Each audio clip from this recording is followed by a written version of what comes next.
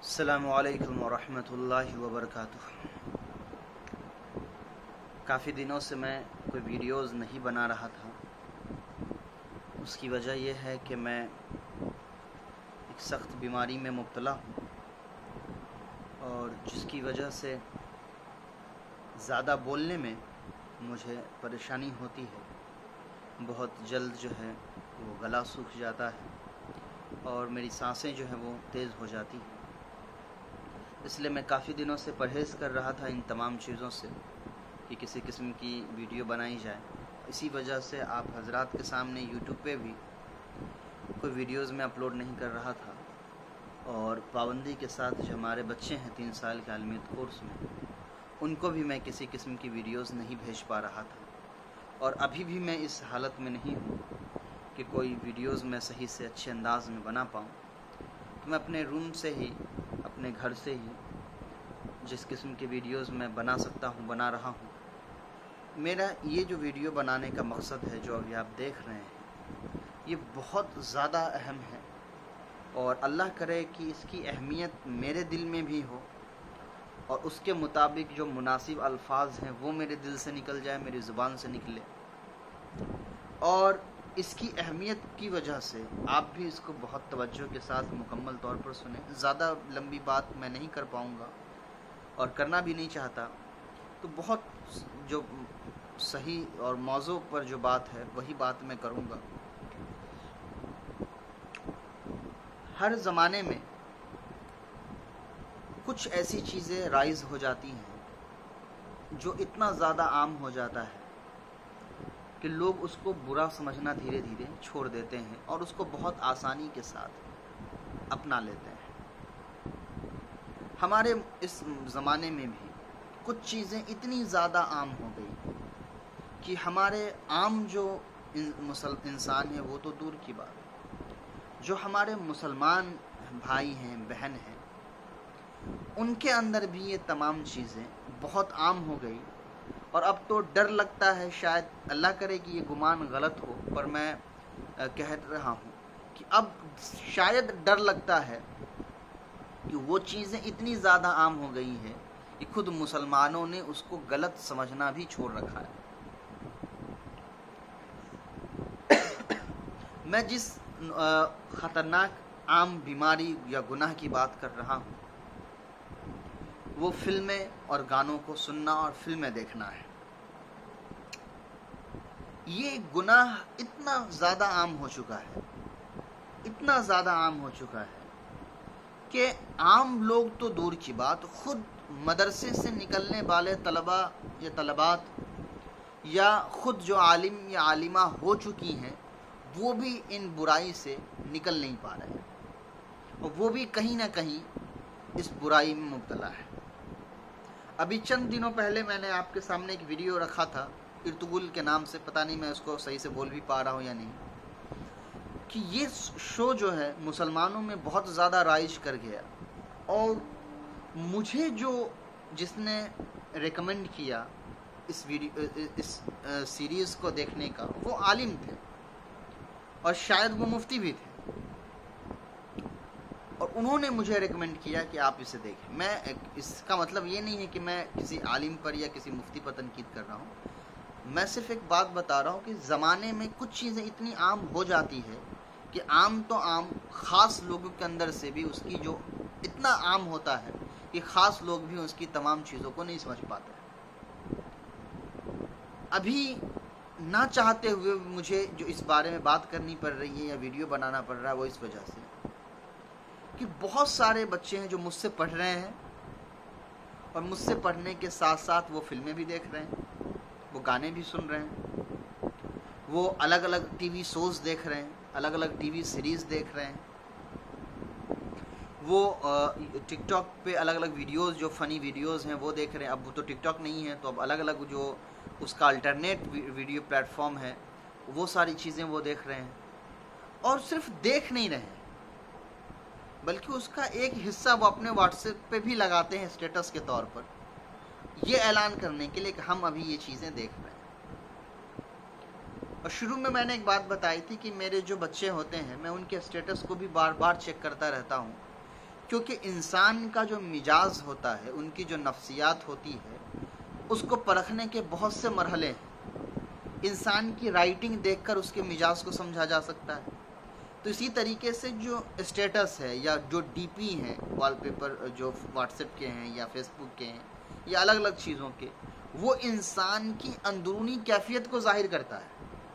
کیونکہ ہر آدمی جو اسٹیٹس میں کچھ شیئر کرتا ہے یا ہر آدمی جو ڈی پی پہ کچھ فوٹوز لگاتا ہے، تو وہ اپنے اندرونی جذبات کے مطابق اس کو چنتا ہے اور اس کے بعد وہ لوگوں کے سامنے اس کو ظاہر کرتا ہے۔ کچھ بچے ایسے ہیں جو میں نے منع کیا تو انہوں نے مجھ سے اسٹیٹس ہی چھپا لیا۔ کچھ جو نئے بچے ہیں جن کو یہ باتیں نہیں معلوم ہیں تو وہ بنداس اسٹیٹس لگا رہے ہیں، اس میں فلموں کے ہوتے ہیں، گانوں کے ہوتے ہیں، یا الگ الگ فنی ویڈیوز ہوتے ہیں جس میں محرم نامحرم کی کوئی تمیز نہیں ہے، کوئی فرق نہیں ہے اس کے اندر۔ تمیز کا مطلب فرق نہیں ہے۔ تو مجھے اس چیز کا سب سے زیادہ افسوس اس لیے ہوتا ہے کہ ایک ہوتا ہے کہ انسان گناہ کر رہا ہے، گناہ کرتا ہے تو اس کے دل کے اندر ایک احساس ہوتا ہے کہ مجھ سے غلطی ہو رہی ہے پر چھوٹ نہیں رہا ہے۔ تو وہ انسان جب گناہ کرتا ہے تو چھپا کر کرتا ہے، سب سے چھپ کر کرتا ہے، اور کوشش بھی کر رہا ہوتا ہے کہیں نہ کہیں کسی طریقے سے یہ گناہ ہم سے چھوٹ جائے۔ کچھ بندے ایسے ہو گئے ہیں اب جن کو وہ گناہ نہیں لگتا ہے، اور جب ان کو وہ گناہ نہیں لگتا ہے تو اس کو بالکل کھلے عام وہ بیان کرتے ہیں۔ اب کچھ بچے ہیں عالمیت کی پڑھائی پڑھ رہے ہیں اور وہ جب فیس بک پر لگائے ہوئے رہتے ہیں going to see this film with my friends, یا in theatre watching this movies, اس طرح کے، یعنی میں تھیٹر میں ہوں یہ فلم دیکھ رہا ہوں، یا میں ڈزنی پلس پہ یا ہاٹ اسٹار پہ یا نیٹ فلکس پہ یہ فلمیں دیکھ رہا ہوں یا یہ گانے دیکھ رہا ہوں، اس طرح سے وہ شیئر کرتے ہیں اسے۔ یہ اتنا زیادہ خطرناک ہے کہ ہماری روحانیت اتنی زیادہ کمزور ہو گئی کہ اب صحیح اور غلط کی پہچان تو دور کی بات ہے، جو غلط چیزیں ہیں اس کو بیان کرنے اور ظاہر کرنے میں بھی ہمارا دل جو ہے وہ ذرا سا ہچکچاتا نہیں ہے۔ اور یہ کوئی معمولی بات نہیں ہے۔ اس چیز کو آپ سمجھیں کہ ہر زمانے کا اپنا ایک مزاج ہے، اور جس طریقے سے کوئی موسم آنے سے پہلے اس موسم کے تمام اثرات جو ہے وہ دنیا میں ظاہر ہونے لگتے ہیں، یا اس جہاں پر وہ موسم بدل رہے ہیں وہاں وہ آنے لگتے ہیں۔ اگر مان لیے کہ بارش آنے والا ہو تو اچانک سے بارش نہیں آتا ہے، بارش کے آنے سے پہلے موسم گرم ہوتا ہے، ہوا بالکل تھم جاتی ہے، گرمی بہت زیادہ سخت پڑنے لگتی ہے۔ تو جو تجربے کار لوگ ہوتے ہیں وہ سمجھ جاتے ہیں کہ اب بارش آنے والی ہے۔ جو زیادہ تجربے کار ہوتے ہیں وہ یہ تک بتا پاتے ہیں کہ اب کون سی بارش آنے والی ہے، کدھر سے آنے والی ہے۔ تو اسی طریقے سے ہم جس زمانے میں ہیں، یہ زمانہ دجال کے ظہور سے بالکل نزدیکی زمانہ ہے، اور دجال کوئی ذات نہیں ہے، یہ ہے مطلب ایک ذات تو وہ ہے، ایک شکل ہے، ایک صورت ہے، ایک باڈی ہے، لیکن دجال صرف ایک ذات کا نام نہیں ہے، دجال ایک پورا سسٹم ہوتا ہے۔ دجال اصل میں دجل سے بنا ہے، جس کے معنی ہوتے ہیں دھوکہ دینے والا، الوژن کو کریٹ کرنے والا۔ الوژن کا مطلب ہوتا ہے کہ جو چیز جیسی نہیں ہے اس کو ویسا کر کے دکھانا۔ اور دجال کے بارے میں آتا ہے کہ وہ اپنے ایک ہاتھ میں جنت اور ایک ہاتھ میں جہنم لے کر کہے گا کہ دیکھو یہ جنت ہے، یہ جہنم ہے، اس میں چلے جاؤ۔ جس کو وہ جنت میں بھیجے گا اصل میں وہ جہنم میں چلا جائے گا، جس کو وہ جہنم میں بھیجے گا اصل میں وہ جنت میں چلا جائے گا۔ ساتھ میں وہ یہ بھی کہہ رہا ہو کہ میں رب ہوں، مجھے مان لو۔ تو یہاں کیا ہو رہا ہے کہ جو چیز جیسی نہیں ہے اس کو وہ ویسا دکھا کر کے پیش کر رہا ہے۔ اب دیکھیے، دجال کا مقابلہ عیسیٰ علیہ السلام سے ہے۔ عیسیٰ علیہ السلام ایک مکمل طور پر روح اللہ ہے، جن کے اندر روحانیت بہت زیادہ ہے، اور ایک دجال ہے جس کے اندر روحانیت بالکل نہیں ہے، مادیت بہت زیادہ ہے۔ تو آخری جو جنگ ہے وہ روحانیت اور مادیت کی بھی ہے۔ تو یہ زمانہ چونکہ دجال کے ظہور کا زمانہ ہے، تو دجال کے آنے سے حقیقی طور پر بذات اس کا آ جانے سے پہلے اس کے جو اثرات ہیں وہ ہم سب پر کہیں نہ کہیں پڑ رہے ہیں، اور اس کی وجہ سے ہماری روحانیت دھیرے دھیرے کم ہوتی جا رہی ہے۔ روحانیت کا مطلب یہ نہیں ہوتا ہے کہ ہم تصویر اور خوب کرنے والے، ذکر خوب کرنے والے ہو گئے، مصلی پر ہم نمازیں پڑھیں۔ روحانیت ایک نگاہ ہوتی ہے جو صحیح اور غلط کو بہت دور سے پہچان جاتی ہے. تو ہماری وہ روحانیت جو ہے وہ دھیرے دھیرے کمزور ہو گئی ہے. اسی وجہ سے ہم بہت ساری غلط چیزوں کو بھی غلط ماننے کے بجائے اس کے صحیح ہونے کے طریقے ڈھونڈنے لگتے ہیں. اس کے صحیح ہونے، غلط اگر ہے تو قرآن حدیث سے دلائل لائیے. غلط کیسے ہے؟ فلمیں دیکھنا یا گانے سننا غلط ہے، یا گانے پر بنے نعت سننا غلط ہو گیا، تو اب دلائل لائیے. بہت سارے لوگوں نے تو گانے کو آرٹ کہا ہے کہ یہ تو آرٹ ہے نا. یہ تو کوئی کسی انسان کو اللہ نے اچھی آواز دی ہے تو وہ آرٹ ہے اس کا کہ وہ گانا گا رہا ہے. کسی کو اچھا اللہ نے دیا ہے، کلا دیا ہے، وہ ڈانس کر رہا ہے، ڈفرینٹ ٹائپ سے اپنے باڈی کو وہ موو کر پا رہا ہے، تو وہ تو اس کا آرٹ ہے. تو اسلام اتنا سخت کیوں ہو گیا کہ اسلام لوگوں کے آرٹ کو روک رہا ہے؟ اور جب کوئی مولوی مولانا اس کو روکنے کے لیے آتے ہیں تو بہت سارے طبقے ایسے اٹھ کر آتے ہیں جو کہتے ہیں کہ یہ مولوی جو دھرم کے ٹھیکیدار ہیں ان لوگوں نے تو آرٹ کو بھی روک رکھا ہے. اس کی وجہ یہ نہیں ہے کہ ان کی غلطی ہے، غلطی ان سے یہ ہو رہی ہے کہ ہمارے اندر چونکہ روحانیت دھیرے دھیرے کم ہوتی جا رہی ہے تو صحیح اور غلط چیزوں کی پہچان دھیرے دھیرے کم ہوتی جا رہی ہے. اور یہی روحانیت دھیرے دھیرے کم ہوتے ہوتے اس مرحلے تک پہنچ جائے گا کہ جب دجال ہم کو جھوٹا جنت دکھائے گا تو اس کو مان لیا جائے گا.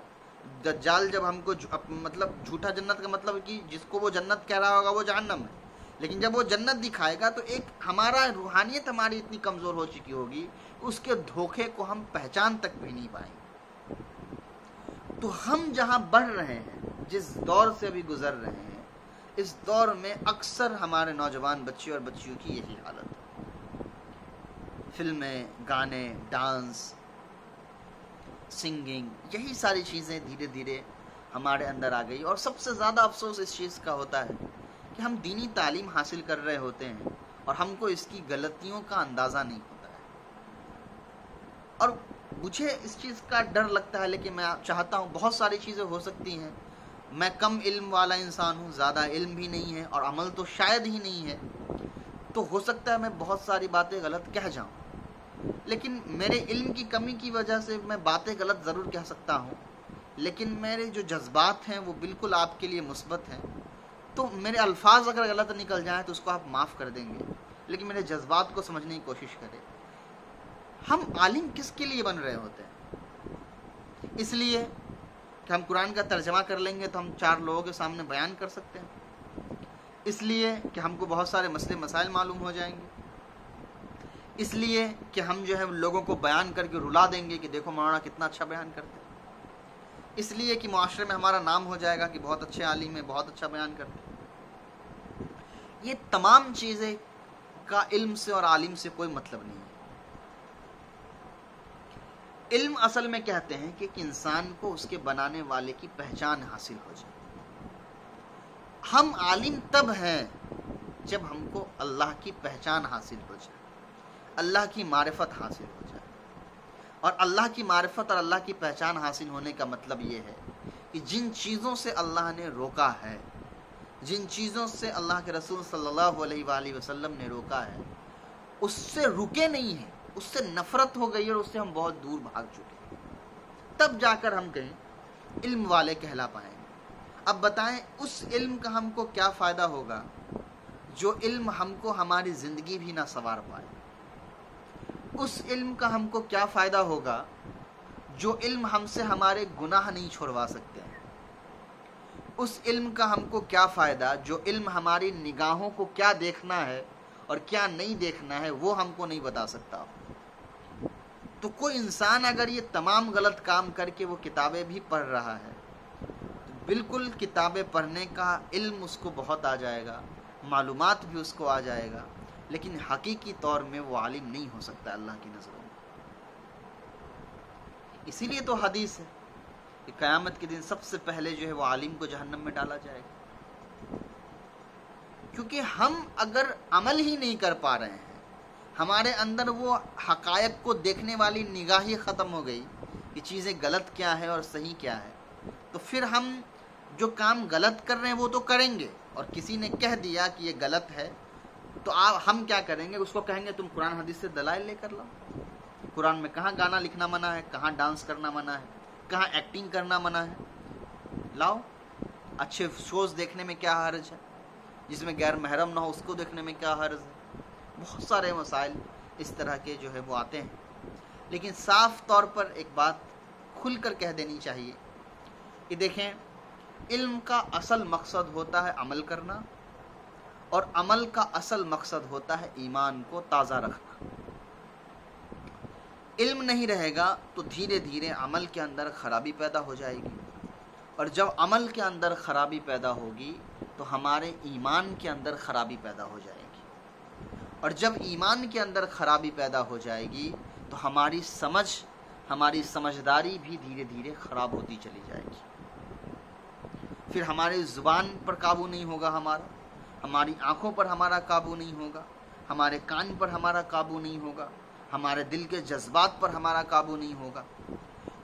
اصل جو سارے فساد کی جڑ ہے وہ ہمارا اصل میں ہو رہا ہے کہ ہم علم حاصل تو کر رہے ہیں، لیکن جس درجے کا علم ہم کو حاصل کرنی چاہیے، علم حاصل کرنے کی جو شرطیں ہیں، ان تمام چیزوں کو ہم چھوڑے جا رہے ہیں۔ دیکھیے، پوری دنیا میں ایک قانون ہے، لا آف موشن جس کو کہا جاتا ہے فزکس کی اصطلاح میں۔ دنیا میں کوئی بھی جو آبجیکٹ ہوتا ہے وہ یا تو چلتا ہے یا رکا ہوا ہوتا ہے، مطلب یا تو وہ موو کر رہا ہوتا ہے یا وہ کمپلیٹلی اسٹیبل ہوتا ہے، اسٹاپ ہوتا ہے۔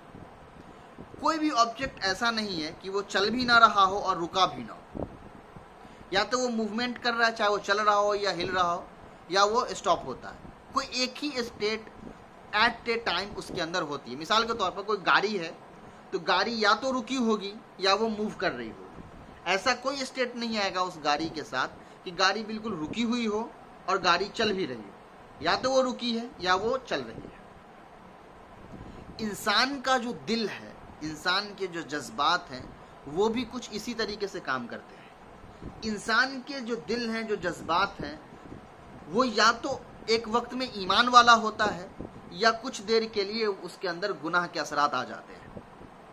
بہت ساری جو آپ حدیثیں پڑھتے ہیں کہ جھوٹ ایمان کے ساتھ جمع نہیں ہو سکتا، یا خیانت ایمان کے ساتھ جمع نہیں ہو سکتا، یا غالباً چوری ایمان کے ساتھ جمع نہیں ہو سکتا، یعنی ایک انسان ایسا نہیں ہو سکتا کہ جھوٹ بھی بول رہا ہو اور وہ ایمان والا بھی ہو۔ زنا جو ہے وہ ایمان کے ساتھ جمع نہیں ہو سکتا، کہ ایک انسان ایمان والا بھی ہو اور وہ زنا بھی کر رہا ہو، ایسا نہیں ہو سکتا۔ حالانکہ آپ دیکھیں کہ ایسا بہت بار ہوتا ہے کہ ایک انسان کلمہ بھی پڑھتا ہے، مسلمان ہوتا ہے پر وہ جھوٹ بولتا ہے، مسلمان ہوتا ہے پر وہ زنا کرتا ہے، مسلمان ہوتا ہے پر وہ خیانت کر رہا ہوتا ہے۔ تو اس کا کیا مطلب ہے؟ اس کا مطلب شاید یہی ہے کہ ہمارے جو دل کے جذبات ہیں وہ بھی ایسے ہی ہوتے ہیں، یا تو وہ کچھ دیر کے لیے ایمان والے ہوتے ہیں یا کچھ دیر کے لیے وہ ایمان کے فہرست سے باہر آ جاتے ہیں۔ یعنی بندہ جس وقت زنا کر رہا ہوتا ہے اس وقت کے لیے، وہ کچھ دیر کے لیے وہ ایمان والا اس وقت نہیں ہوتا ہے، اس لیے کہ ایمان ایک ایسی خوبصورت چیز ہے کہ وہ گناہ کے ساتھ کیچڑ میں کھڑا ہو ہی نہیں سکتا ہے۔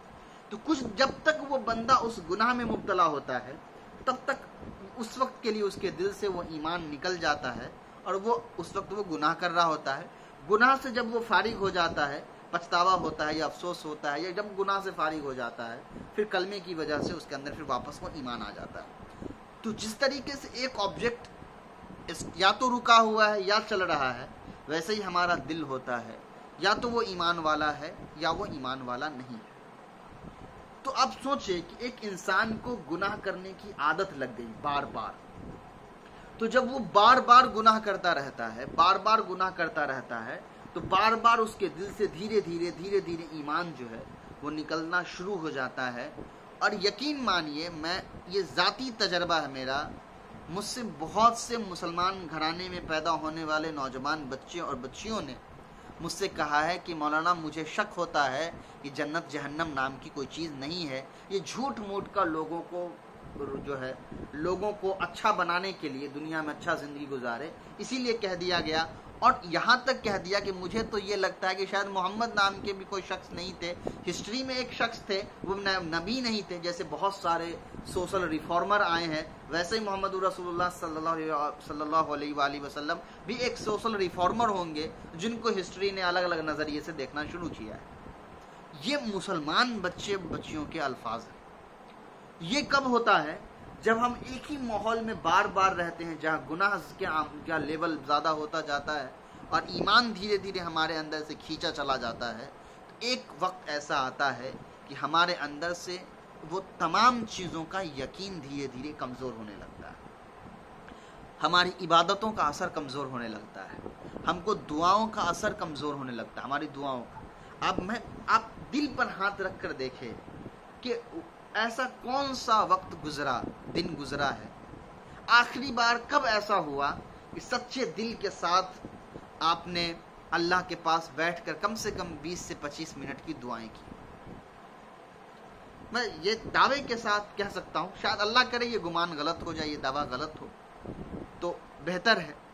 اکثر 100 میں سے 80% آپ وہ ہیں، ساتھ میں میں بھی اس میں شریک ہوں، جن کے اندر اتنی بھی اب ایمان جو ہے، وہ ایمانیت، وہ روحانیت، اللہ پر وہ یقین باقی نہیں رہا ہے کہ ہم گھنٹوں بیٹھ کر اللہ سے مانگ پائے ہوں، اللہ کے سامنے بیٹھ کر اللہ سے دعائیں کر پائیں۔ ایک بندے کے اندر ایمان ہے یا نہیں ہے، کتنا ایمان اس کے اندر ہے اور کتنا ایمان نہیں ہے، اس کو پہچاننے کا سب سے آسان طریقہ اس کی دعا ہے، کیونکہ دعا میں وہ اللہ سے بہت زیادہ قریب ہوتا ہے، تو وہ جیسا اس کا ایمان ہوتا ہے اسی انداز میں وہ اللہ سے بات بھی کرتا ہے۔ تو میں آپ سب کے سامنے بہت عاجزانہ گزارش کر رہا ہوں، درخواست کر رہا ہوں کہ اللہ کے واسطے گناہ کرنا ایک الگ چیز ہے، لیکن گناہ کو گناہ نہ ماننا یہ بہت زیادہ سنگین اور خطرناک ہے۔ اس لیے اللہ کے لیے اس گمراہی سے آپ نکلیے، ایک سچے عالم بنیے۔ میرا مقصد آپ کو 3 سال میں عالمیت کی ڈگری دے کر آپ کو یہ بتانا نہیں تھا کہ آپ عالم بن گئے۔ میرا دل جانتا ہے کہ میں کتنا زیادہ ڈر کے ساتھ اس چیز کو پڑھا رہا ہوں، کتنے ڈر کے ساتھ، وہ میں جانتا ہوں، لیکن اس کے بعد بھی میں نے ہمت کی کہ چلو نہ سے ہاں، اچھا کوئی کچھ نہ پڑھے، اس سے اچھا ہے کہ کوئی کچھ تو پڑھ لے۔ لیکن میرے پڑھانے کا ہرگز یہ مقصد نہیں ہے کہ آپ کے اندر گناہ بھی باقی رہے اور آپ اسلام اور قال اللہ اور قال رسول بھی آپ پڑھیں۔ یہ بے ادبی ہوگی قرآن کے ساتھ، یہ بے ادبی ہوگی حدیث کے ساتھ۔ آپ سوچیں کہ جس آنکھ نے غلط چیزیں دیکھی ہیں اسی آنکھ سے آپ حدیث بھی پڑھیں گے، جس زبان نے غلط چیزیں بولی ہیں اسی زبان سے آپ قال اللہ اور قال رسول بھی پڑھیں گے۔ رسول سے محبت، اللہ سے محبت صرف زبانی نہیں ہوتا ہے، عملی بھی ہوتی ہے۔ تو ان چیزوں کا خیال رکھے، اپنی زندگی کو بہتر بنائیے، اپنے علم کو بہتر بنائیے، چاہے کتابیں کم پڑھ لیجئے لیکن زندگی کے اعمال کو بہتر بنا لیجئے، اپنی نگاہوں کو بہتر بنا لیجئے، اپنے زبان کو بہتر بنائیے۔ آپ میں سے بہت سارے لوگ مجھے میں نادانی کے طور پہ معاف کرتا ہوں، کیونکہ وہ بچے ہیں، سیکھ رہے ہیں، مجھ سے اس انداز میں بات کرتے ہیں گویا کہ میں تو اپنے آپ کو استاد نہیں مانتا ہوں، لیکن آپ کے لیے ماننا ضروری ہے۔ آپ اگر جس سے علم حاصل کر رہے ہیں اس کے ساتھ ہی غلط طریقے سے بات کریں گے تو جن کے ساتھ آپ علم حاصل نہیں کر رہے ہیں اس کے ساتھ آپ کیسے بات کرتے ہوں گے؟ تو اپنی زبان کو، اپنے دل کو نرم بنائیے، اپنے اندر پیشنس۔ میں کسی کو برا بھلا نہیں کہہ رہا ہوں کہ آپ مجھ سے ایسے بات مت کریے، میں نے کبھی کسی کو ٹوکا بھی نہیں ان چیزوں پر۔ جب مجھے کسی کے بارے میں ایسا لگتا ہے کہ وہ انجان ہے، ان کو نہیں معلوم ہے، بتانی چاہیے، تبھی میں میسج کرتا ہوں، ورنہ میں بہت لوگوں کی باتیں بہت بار سن کر خاموش ہی رہتا ہوں، اس لیے کہ وہ نہیں جانتے ہیں، میں جانتا ہوں۔ زیادہ ضروری ہے کہ پہلے میں اپنی اصلاح خود کروں، میں بہتر رہوں گا تو لوگ مجھ سے بہتر انداز میں پیش آئیں گے۔ تو انت میں جاتے جاتے میں صرف اتنا کہتے جا رہا ہوں کہ صرف کتاب کا علم حاصل کر لینے سے آپ اللہ تک نہیں پہنچ پائیں گے۔ اپنی زندگی کو، اپنے جسم کے ہر ایک حصے کو اللہ کے لیے قربان کر، اللہ کے لیے رکھ دیجیے، اپنے جذبات کو اللہ کے لیے قربان کر دیجیے، اپنی آنکھ کو ایسا بنائیے کہ جب نگاہ اٹھے تو دل سے یہ اللہ سے سوال ہو کہ اللہ، جہاں میں دیکھ رہا ہوں یا جو چیز میں دیکھنے جا رہا ہوں یہ مجھے دیکھنی چاہیے یا نہیں دیکھنی چاہیے۔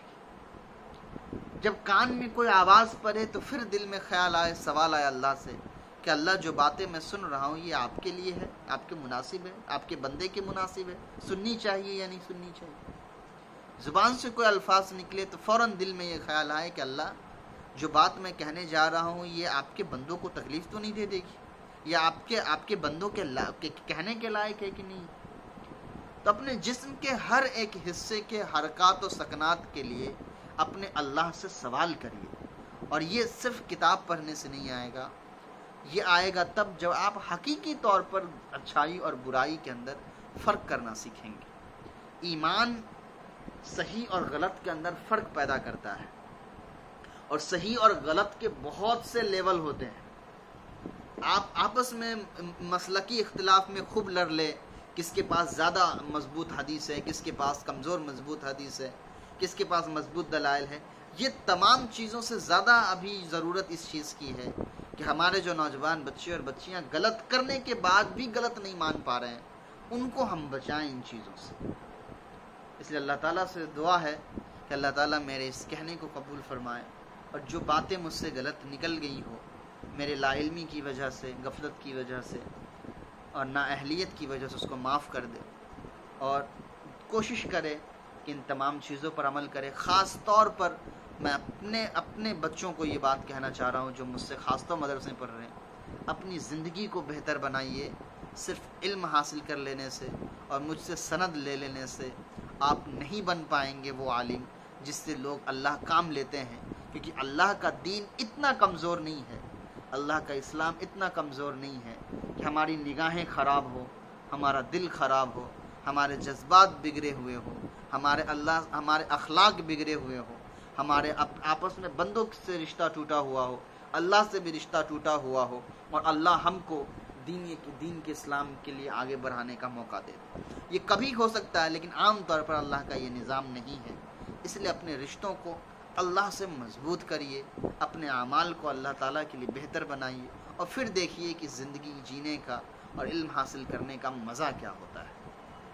السلام علیکم ورحمۃ اللہ وبرکاتہ۔